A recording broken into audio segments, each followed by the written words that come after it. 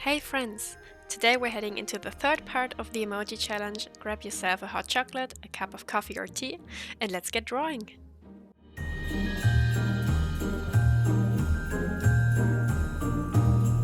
So today's emojis are panda, letter and a letter, and I thought I'd make it a little bit romantic and festive. I imagined a scene where one panda writes a love letter or a Christmas card to another panda to spread a little bit of love and happy feelings. As you can see, I already prepared a sketch in colored pencil. I used colored pencils instead of normal pencil because of no real reason at all. I just felt like coloring or drawing with colored pencil, and sometimes I just like the vibe and the outline you get when you're using colored pencil, and it's not that sharp, or you don't really have to erase it because you like the outline you already made. But this time I was just feeling the vibe. On pictures where my perfectionism kicks in, I would actually use the colors for sketching I would later intend to use for coloring in my little sketch. So this time I was actually just feeling the vibe and went in with blue because I felt the snowy vibe. From a voiceover perspective, I actually think that it would have been quite cool if I had used warm colors like orange or something like that to sketch in the little panda who is actually sitting there and writing the letter, because then it would have looked like he's sitting in a warm cabin in the woods or something and writing his letter from there. I still gave him a hat and a scarf just because I thought it would look really pretty. And for the coloring, I went in with multiple marker layers to add a little bit of depth, and because, I was a little bit scared again going in with dark colors, so went in with my lighter pastel tones and then darkened my little illustration from there. I think the eyes look kinda creepy at this point, but they will get less creepier if I add highlights. There you can see I actually lost a little bit of footage, but I used the same process in coloring in the second panda and just added a few more shadows. Then I started coloring in the letterbox. I wanted it to have really festive decorations, and I really like the idea of a letterbox looking like a tiny house for letters, so I went in with a cabin vibe and just made it out of wood. Then after coloring in this part, I went in and colored the roof. I was actually kinda hesitant to make it red or this grayish tone, but then went for the gray, so it is in contrast to the wood and also in contrast to the decorations I use.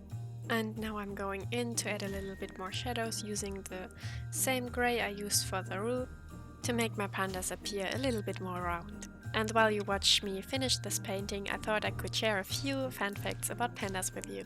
Did you know this about the black and white coat of the pandas? The distinctive black and white coloring of the giant panda serves as camouflage in their own natural habitat of bamboo forests.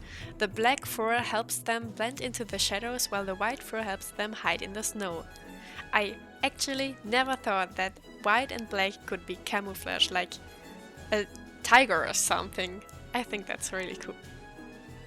Did you know that giant pandas are primarily herbivores, with bamboo making about 99% of their...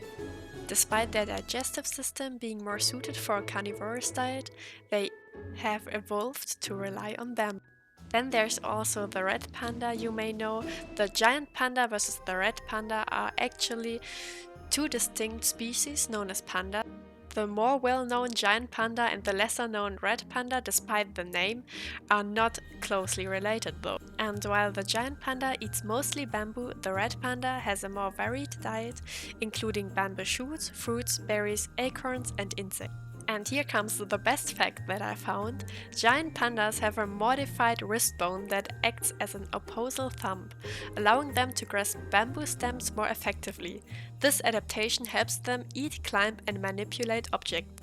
And that means that my little panda here can actually hold a pen and write a letter. I mean, if he knows to write, but we just give him that. So while I go in and add the highlights to make the eyes less creepy, I can tell you the nicest fact I read. So the conservation status of giant pandas was actually updated. That means giant pandas were once classified as endangered, but due to conservation efforts, their status was upgraded to vulnerable. The population has been increasing, but they still face threats such as habitat loss and climate change. So we're heading the right way to keep these lovely fellows with us on this little rock called Earth.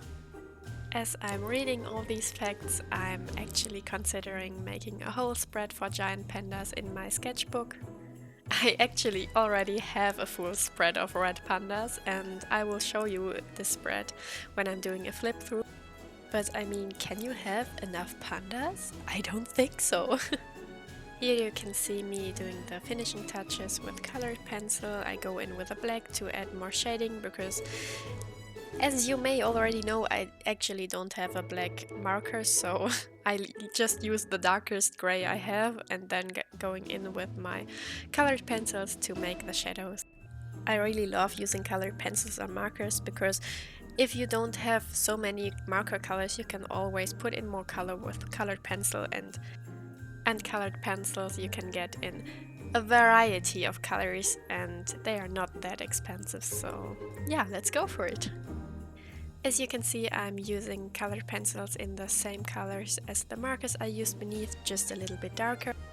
And those are actually the colors I would have used to make a colorful sketch if I would have gone full in with the outline and the sketching.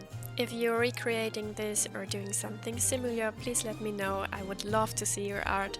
And as we're nearing the end, I want to say that I hope that you can spend the holidays with your loved one and that you don't need to write love letters to someone that's far away because you can spend the days with them. But maybe you're writing some letters nevertheless to spread some joy. So I really hope you have a lovely festive season, and with that I hope to see you very soon in my next video, and I hope that you loved the process. See you then. Bye!